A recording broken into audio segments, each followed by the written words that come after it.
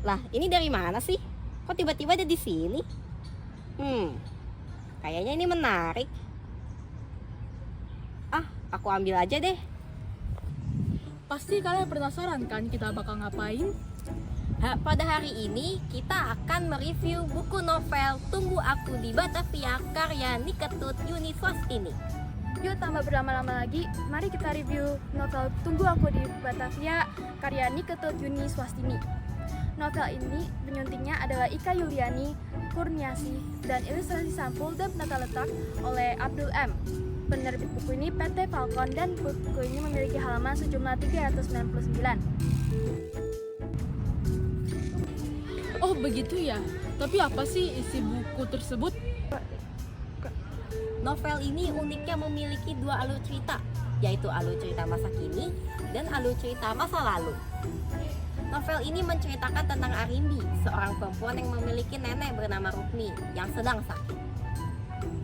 Neneknya meminta Arimbi untuk mengirimkan surat-suratnya kepada William Godwin alias kakek Arimbi atau suami Rukmi. Arimbi rela terbang ke Amsterdam demi mengirimkan surat-surat tersebut dibantu oleh Mima. Ia pantang menyerah dalam misinya walaupun dihalangi oleh banyak tantangan. Di masa lalu, kisah cinta Rukmi dan Willem kembali hidup. Willem sang pemuda Belanda menemukan bahwa ia sebenarnya adalah anak dari seorang perempuan pribumi bernama Sri. Ia pun datang ke Hindia Belanda untuk mencari ibunya. Di desa tempat tinggal ibunya, desa Wanarandu, ia bertemu dengan seorang perempuan yang tangguh bernama Rukmi, yang keluarganya ikut serta dalam pemberontakan pabrik gula. Willem dan Rukmi bertemu saat Willem menyelamatkan Rukmi dari kekerasan yang dilakukan oleh Dendrik Devos. Dan disitulah cinta mereka mulai berkembang. Willem dan Rukmi akhirnya menikah, namun mereka terpisah akibat perang. Melalui pencarian Arimbi, kisah mereka yang penuh keberanian, pengorbanan, dan kesetiaan terungkap kembali. Rukmi dan Willem tidak pernah melupakan satu dengan yang lain, meskipun sudah tidak bertemu selama berpuluhan tahun. Kesetiaan mereka terlahir dari cinta yang sangat kuat. Wow, sepertinya menarik, tetapi emang begitu worth it ya untuk dibaca? Iya dong, kelebihan dari buku ini adalah mampu menghidupkan para tokoh-tokohnya dengan alur cerita yang detail dan juga gaya bertuturnya yang enak. Sehingga pembaca diajak untuk merasakan emosi yang dirasakan oleh tokoh-tokohnya. Hal ini membuat alur cerita itu terasa lebih hidup dan juga mengundang rasa simpati. Bahkan seolah-olah membaca masuk ke dalam suasana cerita. Selain itu, penggunaan diksi yang tepat dan bahasa yang mengalir membuat cerita lebih enak dibaca. Kekuatan novel bersumber dari unsur drama yang kuat. Konflik yang hadir terasa nyata sehingga menambah kedalaman cerita dan membuat pembaca ingin terus membaca tanpa henti.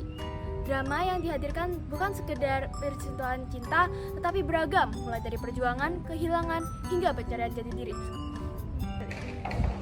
Setiap karakter sangat dinamis. Masing-masing mereka memiliki keunikannya tersendiri. Alur cerita maju mundur yang berpindah antara masa penjajahan Belanda dan masa kini tidak hanya menambah rasa penasaran, tetapi juga menambah wawasan sejarah. Penggambaran masa penjajahan yang detail mampu membuat pembaca seolah-olah berada pada masa itu. Walaupun emosional, ceritanya memiliki latar sejarah yang kuat, sehingga tetap menarik untuk dibaca dan berhasil membuat pembaca terlarut dan terharu. Eits, tapi tunggu dulu teman-teman. Seperti karya pada umumnya, pastinya novel ini memiliki kekurangan. Kekurangan dari novel tersebut adalah gaya bahasanya yang sangat deskriptif. Meskipun memperkaya suasana dan menjelaskan situasi cerita dengan detail, namun terkadang menunjukkan beberapa adegan yang kurang cocok bagi pembaca anak-anak.